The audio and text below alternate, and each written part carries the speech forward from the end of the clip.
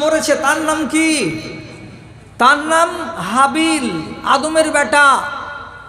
তাকে সমাহিত করা হয়েছে, কবরে দেয়া হয়েছে। যেই কবরস্থানে হাবিলের কবর আছে সেটা হলো প্যালেস্টাইনের এলাকায় একটি কবর, সবচাইতে দুনিয়ার প্রাচীন কবর, তার নাম হলো দারুস সালাম। সেই কবরের ভেতরে আজও ওই মাটি হয়ে পড়ে আছে কে? তা আদমের বেটা হাবিল। আপনি নিজে বলুন তো কতদিন ধরে পড়ে আছে? মুহাম্মদ সাল্লাল্লাহু আলাইহি সাল্লাম পর্যন্ত দুনিয়ার বয়স হলো আর ৪,৫০০ বছর। তাহলে টোটাল এখানে হলো ৯,০০০ বছর। এবং আমার নবী থেকে শুরু করে আজ পর্যন্ত দুনিয়ার বয়স কত হলো? তো কাছাকাছি ১,৫০০ বছর। তাহলে টোটাল যদি আমি করি তো ১০,৫০০ বছর হলো।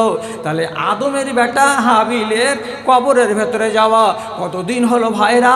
তো ১০,৫০০ বছর হয়ে গেল।